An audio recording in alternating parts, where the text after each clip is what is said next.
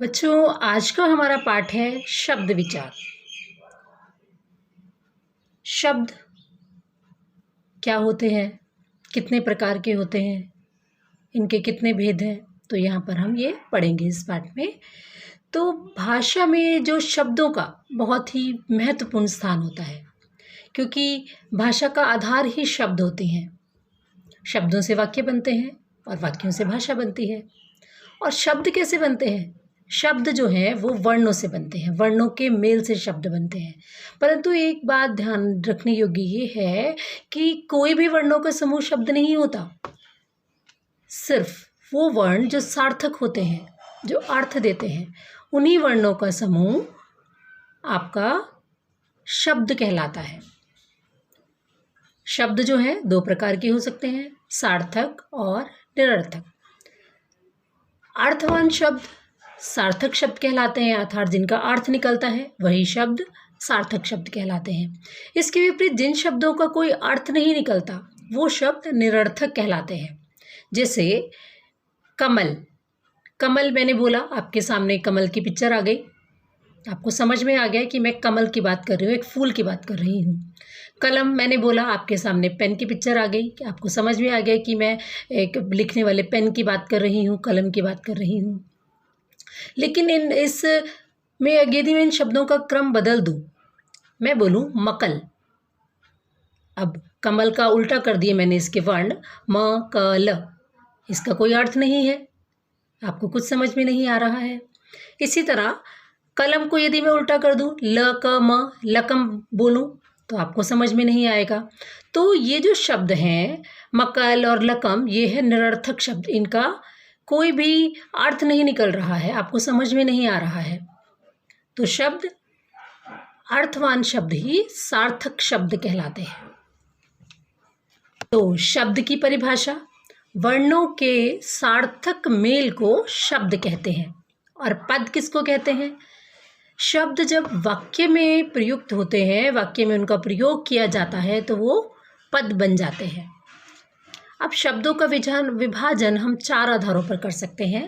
सबसे पहला उत्पत्ति या स्रोत के आधार पर, दूसरा है बनावट या रचना के आधार पर, तीसरा हमारा भेद है अर्थ के आधार पर, और चौथा भेद है प्रयोग के आधार पर। तो सर्वप्रथम हम पढ़ेंगे उत्पत्ति या स्रोत के आधार पर।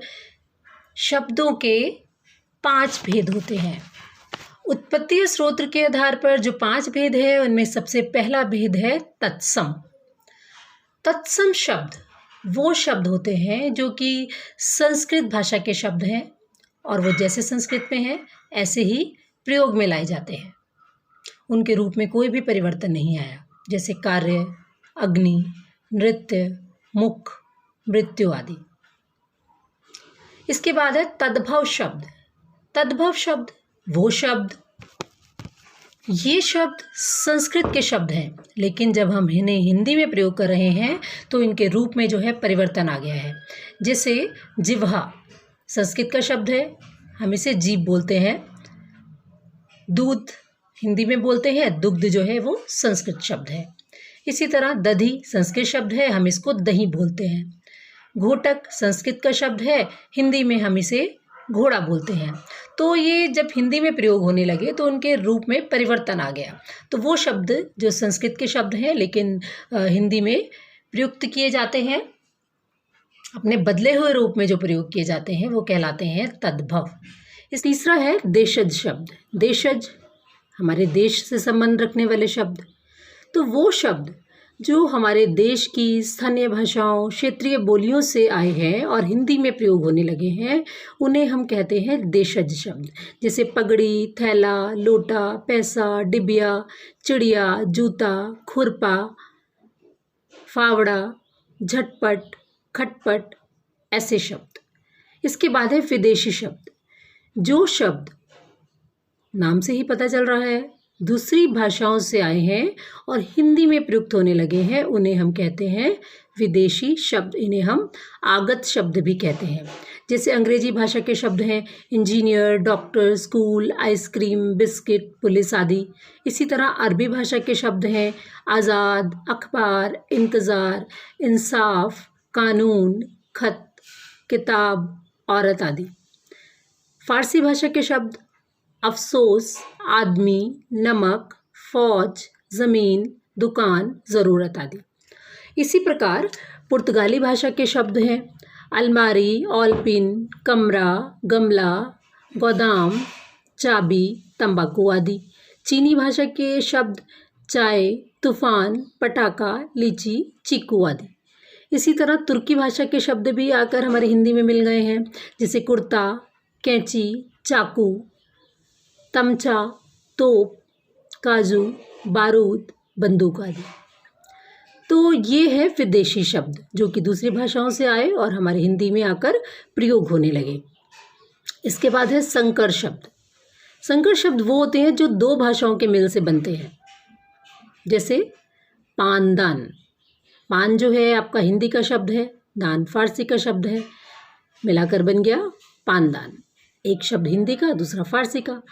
इसी तरह रेलगाड़ी, रेल जो है वो अंग्रेजी का शब्द है, गाड़ी जो है हिंदी का शब्द है, इन दोनों को मिलाकर बन गया रेलगाड़ी।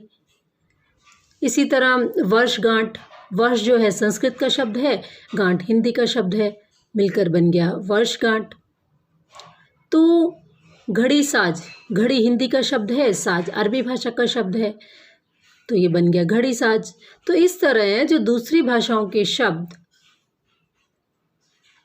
से जो शब्द बनते हैं, दूसरी भाषाओं के मेल से जो शब्द बने हैं, उन्हें हम कह रहे हैं संकर शब्द। इसके बाद है रचना के आधार पर शब्द। रचना के आधार पर शब्दों के 3 भेद हैं, रूढ़ शब्द, योग रूढ़ शब्द और यौगिक शब्द। सबसे पहला है रूढ़ शब्द। रूढ़ शब्द वे शब्द होते हैं जो अपने आप में पूर्ण होते हैं और एक निश्चित अर्थ देते हैं, निश्चित अर्थ में प्रयुक्त होते हैं, जैसे कमल, गाड़ी, सड़क, मकान, बाजार आदि। इन शब्दों के टुकड़े नहीं किए जा सकते। यदि हम इनके टुकड़े कर दें, जैसे गाड़ी शब्द है, गा अलग में बोलूँ मैं और गड़ी अलग बोलूँ, तो इन शब्दों के कुछ महत्व नहीं रह जाता। जैसे कमल, क, म और ल, अगर हम तीनों वर्णों को मैं अलग अलग बोलूँगी तो इनका कुछ महत्व नहीं रह जाता। तो ये एक निश्चित अर्थ देते हैं और अपने आप में पूर्ण होते हैं रूढ़ शब्द। इसके बाद है आपका योग रूढ़ शब्द। जो शब्द 2 या 2 से अधिक शब्दों के मेल से बनते हैं, उन्हें हम कहते हैं योग रूढ़ शब्द। 2 या 2 से अधिक शब्दों के मेल से बनते हैं और एक विशेष अर्थ में प्रयोग किए जाते हैं, जैसे नंदलाल। नंदलाल आपको सुनते ही पता चल रहा है कि ये किसके लिए है, श्री कृष्ण के लिए प्रयोग किया जा रहा है, एक विशेष अर्थ के बारे में बता रहा है। इसी तरह गजानन, गज यानी हाथी जैसे आनन वाला, किसके लिए बोला जाता है गजानन, किसको कहते हैं, गणेश जी को। इसी तरह नीलकंठ, नील और कंठ 2 शब्दों से मिलकर बना है, नीलकंठ का अर्थ महादेव। तो ये शब्द जो है योग रूढ़ शब्द हैं, ये 2 या 2 से अधिक शब्दों से मिलकर बनते हैं और किसी विशेष अर्थ के लिए प्रयोग किए जाते हैं। इसके बाद है आपका यौगिक शब्द। जो शब्द 2 या 2 से अधिक शब्दों के मेल से बनते हैं, ये शब्द भी, जैसे देश भक्ति, 2 शब्दों से मिलकर बना है, देश और भक्ति। राजमार्ग, राजमार्ग। सेनापति, सेना और पति 2 शब्दों से मिलकर बना है, सेनापति। तो ये कहलाएंगे आपके यौगिक शब्द। इसके बाद हम पढ़ेंगे अर्थ के आधार पर वाक्य के 4 भेद होते हैं। कौन कौन से भेद होते हैं? एकार्थी शब्द, अनेकार्थी शब्द, पर्यायवाची शब्द और विलोम शब्द। एकार्थी, जैसे इसके नाम से ही आपको समझ में आ रहा है, जिन शब्दों का केवल एक ही अर्थ होता है वे एकार्थी कहलाते हैं, जैसे बालक, रास्ता, रिक्शा, मेज, पलंग, कुर्सी, दरवाज़ा, पंखा आदि। अनेकार्थी शब्द, जिन शब्दों के एक से अधिक अर्थ होते हैं, जैसे अंबर, अंबर को और क्या कह सकते हैं, आकाश कह सकते हैं, और वस्त्र। इसी तरह कर, कर का एक अर्थ होता है हाथ, दूसरा होता है कर देना, सरकार को कर देना, टैक्स देना। और एक अर्थ है इसका किरण, और एक कर का अर्थ है सूंड। इसका एक और उदाहरण देखते हैं। यदि मैं बोलूं कल, एक कल का अर्थ है कि आने वाला समय। एक कल यानी कि जो बीत गया कल, कल मैंने आपको ये बात बताई थी, या कल मैं ये काम करूँगी। तो एक कल के दो अर्थ हो गए, एक जो बीत गया और एक जो आने वाला है। और दूसरा कल का अर्थ होता है मशीन। कल पुर्जे मशीन में लगते हैं, कल बोलते हैं। एक कल का अर्थ होता है चैन। तो इस तरह जब एक शब्द के एक से अधिक अनेक अर्थ निकले तो वो कहलाते हैं अनेकार्थी शब्द। इसके बाद है पर्यायवाची शब्द। जो शब्द समान अर्थ को प्रकट करते हैं, एक शब्द के और अधिक अर्थ उसके जैसे ही अर्थ को प्रकट करता है, वो कहलाते हैं आपके पर्यायवाची शब्द या समानार्थी शब्द। इसके उदाहरण देखें। जैसे पहाड़ को हम क्या कहेंगे? नग, पर्वत, शैल, अचल।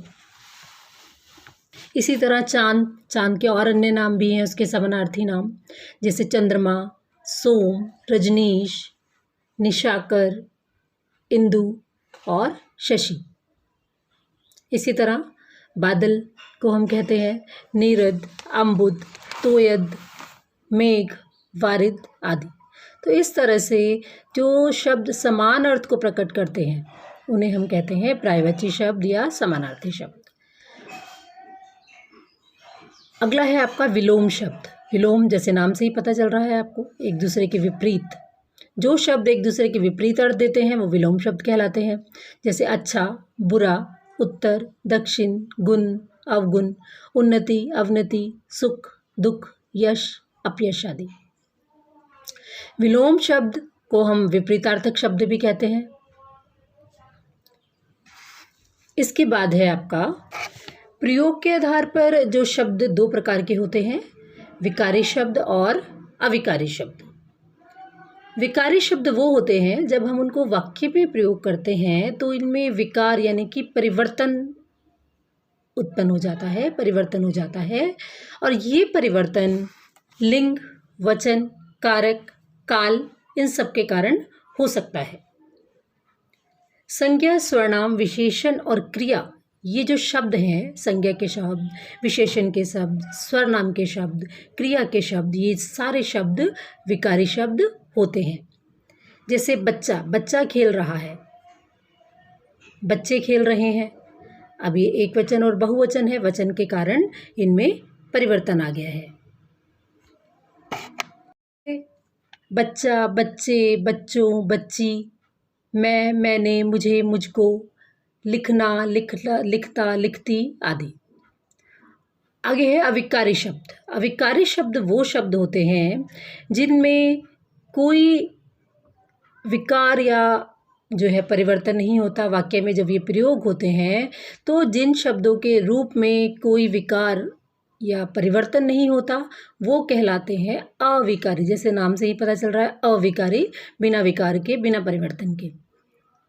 तो क्रिया विशेषण शब्द, संबंध बोधक शब्द, समुच्चय बोधक शब्द, विस्मयादि बोधक शब्द, ये सारे शब्द अविकारी शब्द होते हैं। जैसे यहाँ, वहाँ, जब, तब, क्यों, कैसे, निकट, पास, दूर, प्रतिदिन, अवश्य, धीरे, शायद, किंतु, परंतु, लेकिन आदि।